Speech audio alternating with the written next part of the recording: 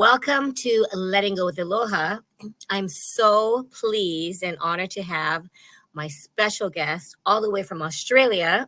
She's a friend of Sandy Davies.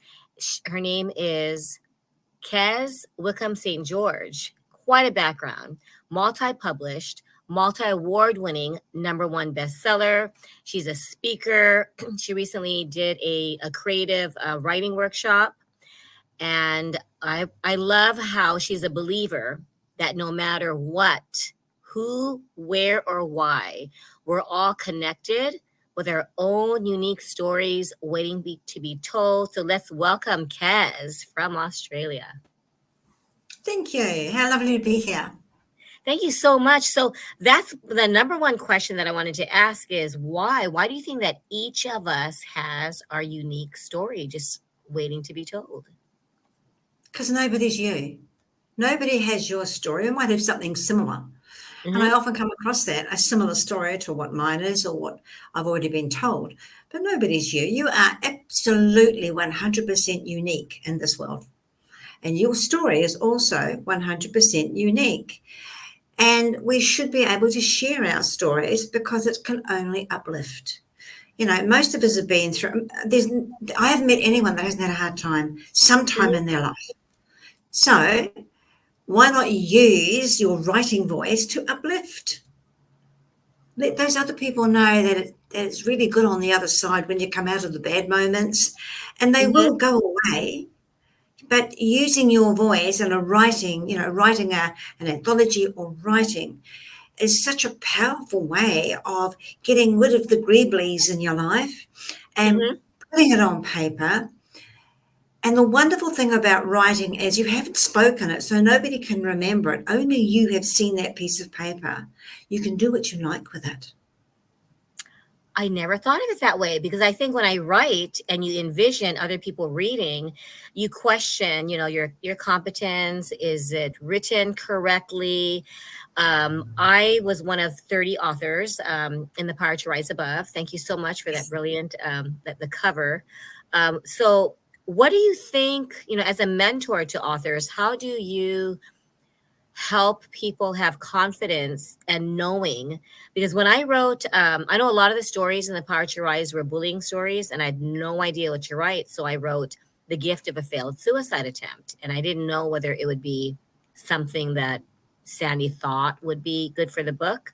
And I was pleased that, she accepted my chapter, but there's a lot of self-doubt. I knew that my students, the parents, my clients, globally, right?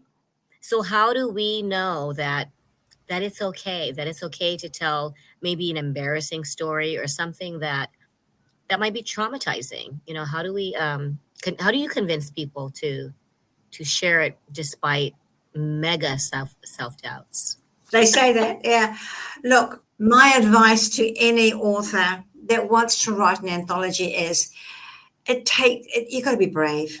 You really have to. If you've got something to say about your past, try and voice it in the nicest possible way. And then reach out for help with either a structural editor or an editor that says, I've just written this story. And it might cost you a little bit of money, but at least you know that your story that's going into the anthology is perfect and that everything that you want said will either be, when we speak naturally, but when we write, the words are even more powerful because we can add so much more. So just make sure that when you are writing that all your emotions are on the paper and let them flow. Make sure they're edited so nothing comes out that shouldn't. But yeah, let it go. I love it. Let it go. That's my letting go with Aloha. What is something that you're the most proud of writing? Oh, well, 2 days ago, I was honoured with the Literati membership of WA. Wow, congratulations. So does that inspire you more, or what does that mean to you? It means that all my hard work has paid off. Now, I just came home from Melbourne to a big, huge book awards affair, and it was very, very glamorous. and everyone was walking the red carpet and all, black and white ties and beautiful costumes, and everyone looked beautiful, including myself and my husband. And it sort of was a bit of an empty feeling. Afterwards, it was like, well, what now? What happens now?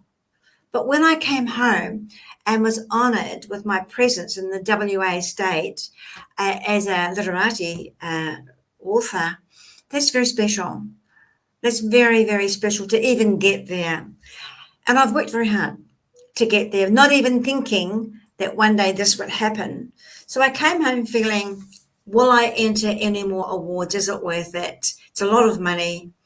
And all of a sudden this appeared on my screen when I got home. And I got home about 1 o'clock in the morning, and I just quickly checked my emails to make sure, no one wanted me urgently for the next day, because I intended to sleep in. Yeah. And that was sitting on my emails, and I wanted to cry, because I've been 15 years as a mentor, an author, a workshop facilitator, and it's paid off.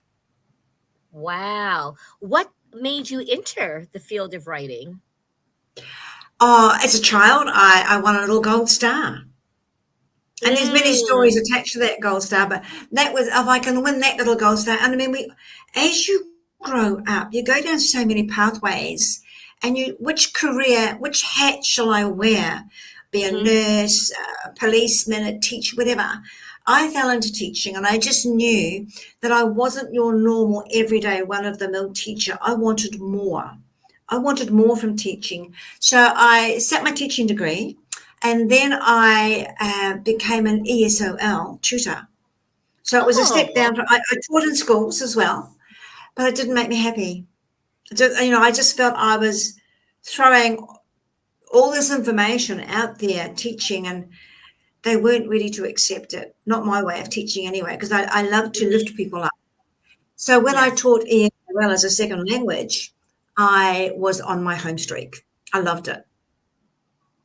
What was the passion, or what was the thrill of teaching ESOL? Teaching ESOL to Asian students is the most amazing thank you can ever get. They are so grateful. I also had Canadians, Germans, South Pacific. Like, I lived in New Zealand, so I had all the South Pacific Islands coming into my classes to learn the basics of speaking English. When you're brought up in a South Pacific village, you speak pidgin English. Yeah, so even over here, even in Hawaii. Yeah, so it was teaching them to be literate, how to make out papers, how to make a library card, a simple thing like a driver's license. They didn't understand it, so I was there, and I would help. And I had 30 students twice a year.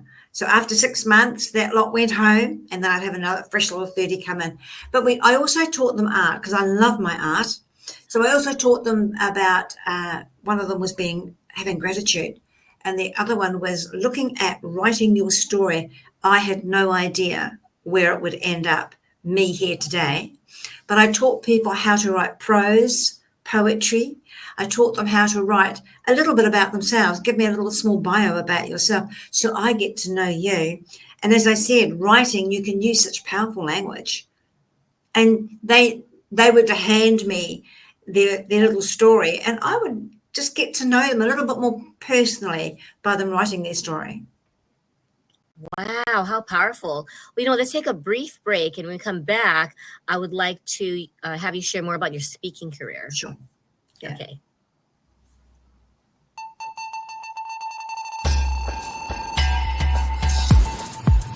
Mafe Management is a company dedicated to empowering individuals and businesses in PR and marketing, social media management, online show and podcast production, business consulting, graphic design, photography and videography, workshops and classes, events management, personality development, logo creation, illustrations, and animation. In working together to turn their dreams into reality. Get one step closer to elevating yourself and your business by contacting hello@mafemanagement.com. Let us empower you.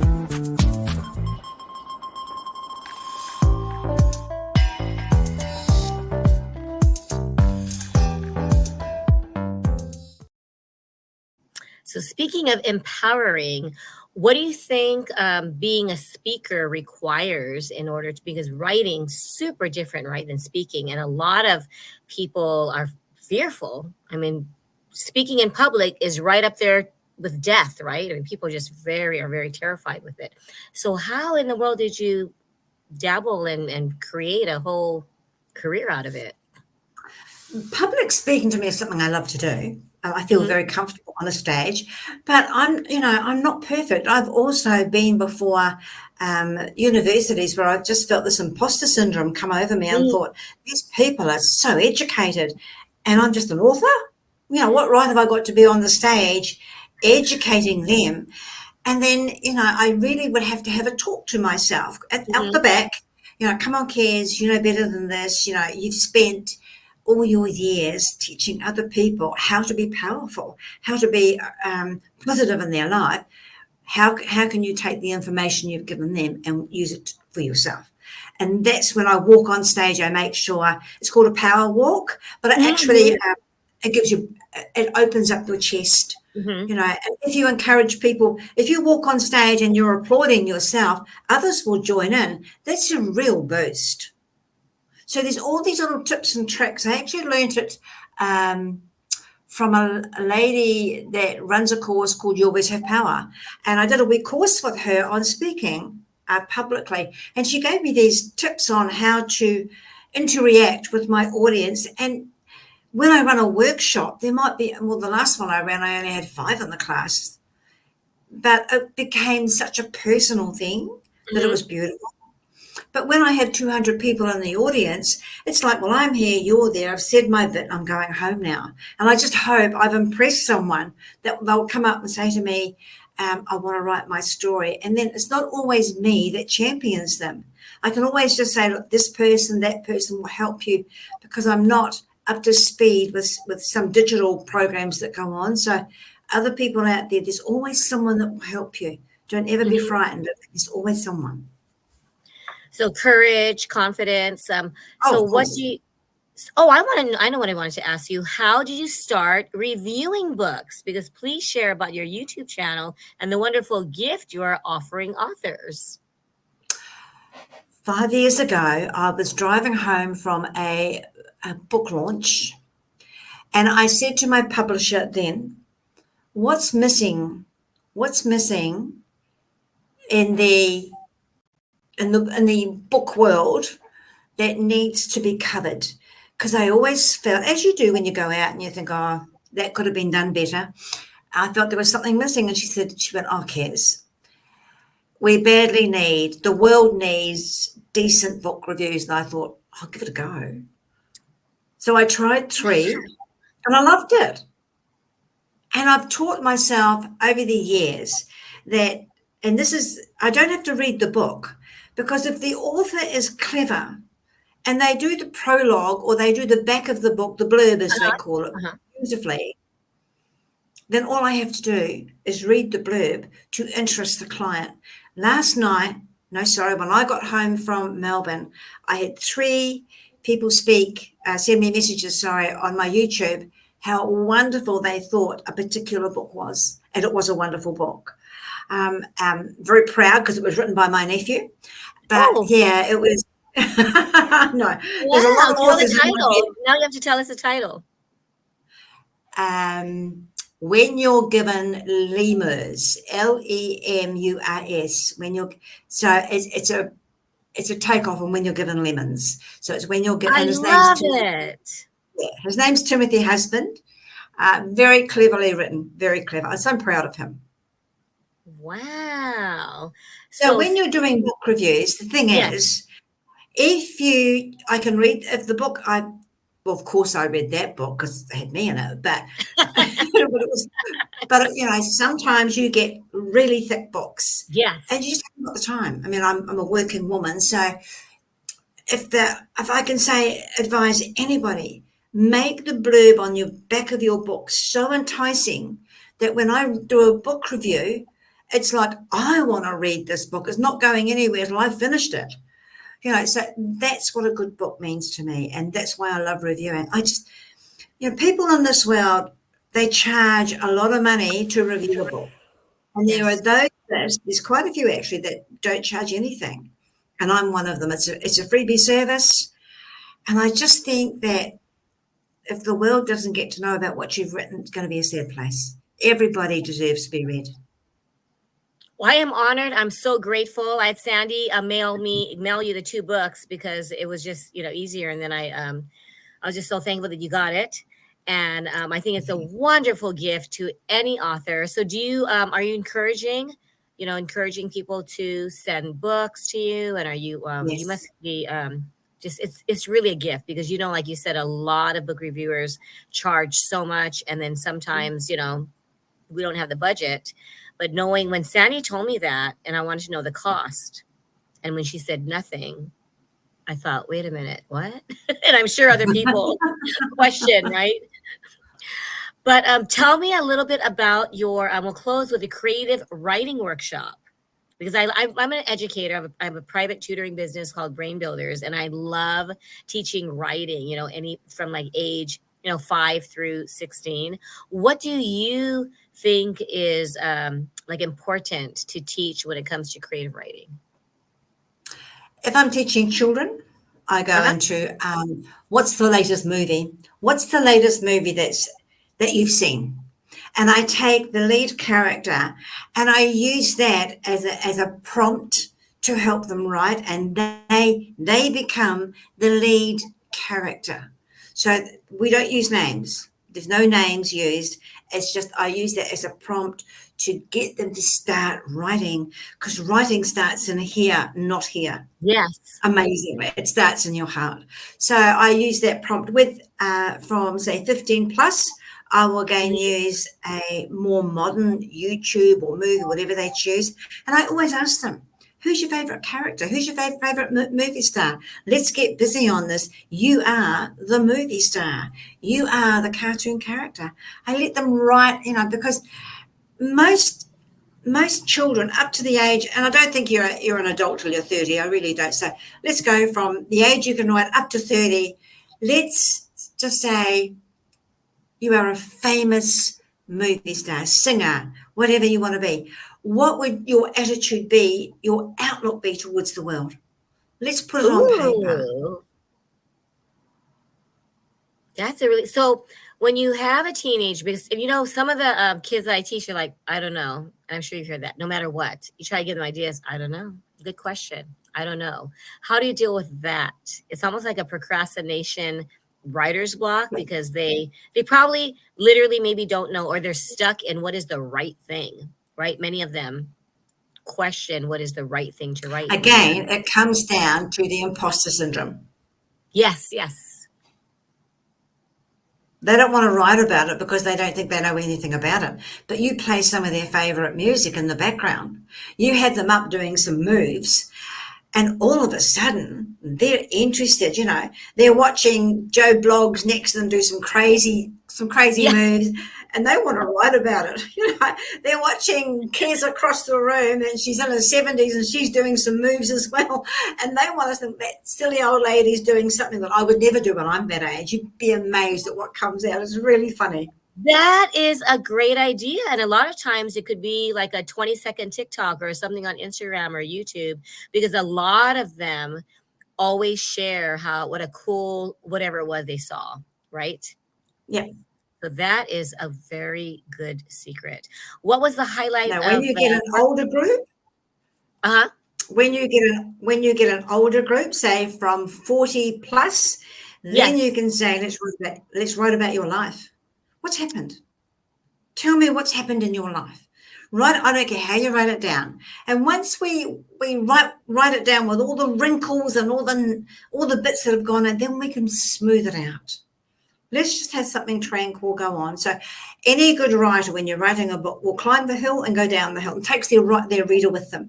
So you slow the story down, and then all of a sudden there's really a fast clip up the hill, then you go down again. That's a good story. When you're exciting and then it's, oh gosh, that's terrible. Yeah. Away she goes again. So I teach my older students to, once they've got everything on paper, maybe there's 3 or 4 pages there, and I give them the time and the space Don't forget the space, Karen. Let Yeah. them have their space. Because it's I actually break people up and say, a two-door corner, or let's go outside. And especially Really? from 60 plus, I get them into nature. Normally if I do a writer's workshop, I actually ask them to do it outside.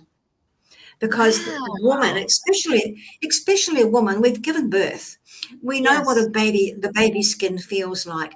We know what a petal will feel like, and get them into descriptive mode, and they write their story beautifully. I never thought of that, because when you're just sitting at a desk, sometimes you're just looking at the paper, right? But when you tell them, like, what is your story, or you just give them something, it's almost like you're sparking their imagination. I think that's what you're doing with your Of story. course.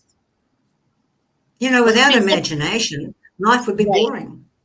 Definitely. But you know what's sad? And I think it is impossible, or just lack of confidence. They like, yeah, I can't, I don't have an imagination, or I Mm. don't know how to write. But I think it's because they're taught in school, bad marks, tons of red ink correction, that they don't feel that they can. But I think Well, Karen, yeah, then it's time to turn around and say to them, okay, so what are you going to cook for dinner tonight? Isn't it not creative? Are you not going to add meat and veggie? And I put them into, especially older women, I put them into their kitchen. Let's go into your oh, kitchen. Let's bake something. How creative are you going to be? We're going to have scones. Are we going to have a sponge? What are we going to have today? But I use the descriptive words for them, because that's what they need. When yes, anyone's starting off, when anybody from the age of when they can write to a 70-year-old, we all need that boost and that description. So when you're running a creative class and you're writing a description, be creative with it. wow. Oh, where can people find you, Kez? On my website. The website is the best, and you have Instagram and Facebook. Understand? Yeah, all of that. But mainly, if you get to me on my website, then you can see all the different workshops I've done. And what is your website? KezWickhamStGeorge.com. Perfect. Well, in closing, what would you tell someone who wants to write but is just so fearful? I have some friends who are like, yeah, I kind of want to do, and they want advice, but you just got to do it, right? How would you get someone like out of their cave, and they're just they're to the point where they're not sure, so sometimes they backpedal because they really don't know if they could do it. I have a few friends like that too. My question to them is, if not now, then when? And why I say that is, 2 of my friends passed away this year, and they didn't write their story. Oh. Now, the first one that passed away, decided at the very last minute she wanted me to mentor her, and she passed away 2 weeks after that. I have 3 pages. The next one that passed away was 3 weeks ago, and she was like a sister to me. And she didn't want her story told because she thought she was boring. And yet her family and I are close. And when her daughter came around and we had a cup of tea and we commiserated with each other, and she said, I so wish Mum had written down her life. I said, it's gone. Because all her family, there's no one left. There's just the daughter and her children. They actually don't know what Nana used to do. But I do, because we were friends for 20 years. So I said, Jim, remember this about your mum. And I wrote it down. Then in my latest book, Tapestry, I wrote a dedication on a very, very short verse of who they are and what they did. But it was a shame. So my question to everyone is, if not now, then when? And why would you not want your story told? And there's people like myself and other editors around here, right around the world, that would love to read your story and help you. It's not about the money. It's not anywhere about the money. It's about, I want to help you tell your story. And this is why anthologies are so wonderful. You're not writing, I'm a book writer. I love to write. My husband has to drag me out the office to go anywhere. But when it comes to an anthology, it's just art. Mm-hmm. And it's not so overwhelming, right? And then say one chapter, 3,000 words, isn't that overwhelming as saying, write me a book. Yes. Now, my books Wow. are big books. They're 400 plus pages.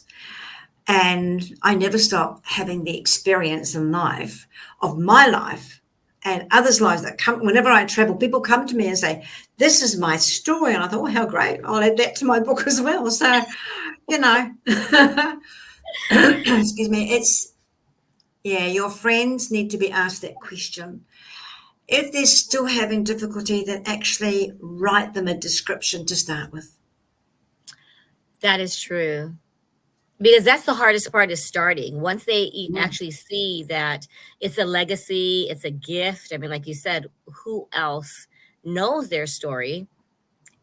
And it's life changing because you're leaving that for future generations, right? That's right.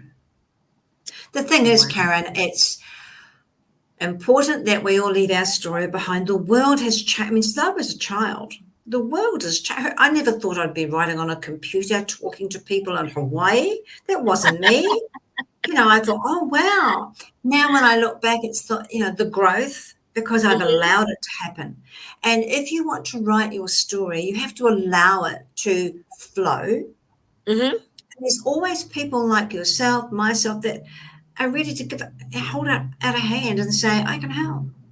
Mm-hmm. There's Well, because it's always fun that. for us, right? I think for us writers, it's like playing on paper, playing on, Yeah. your laptop, and then other people are so afraid. But I think it's afraid of they think that there's a right way, and they don't want to mess it up, whether it's grammar, whether it's like, how do you write the most effective creative sentence? Oh, that's not me. Kind of like what you said, your friend who said, I'm just boring. But they don't realize, that that's why I love when you said every one of us has a unique story to be told. I mean, what a beautiful reminder to all of us, No Thank one you. in the whole world is the same as you. None of us are the same. You might have someone that looks like you. You might have Mhm. someone that sounds like you. You might have someone with a bit of your story, but no one has your story. Get it out I there. love it. I get it out there. What a great way to end it. Get it out there. No one has your story. And Kez is here to remind us how important it is to just get your story out. Thank you so much. You need to take a lot of time to just rest, because her traveling to get home with your mega hours plus the flight. I just really am thankful that you gave us this time, and I hope to keep in touch. But thank you so much. Take care Thank you. and just enjoy the rest of your week. I hope you have a lot of time relaxing. Thank you so much. Okay, take care. Bye. Bye-bye. Bye.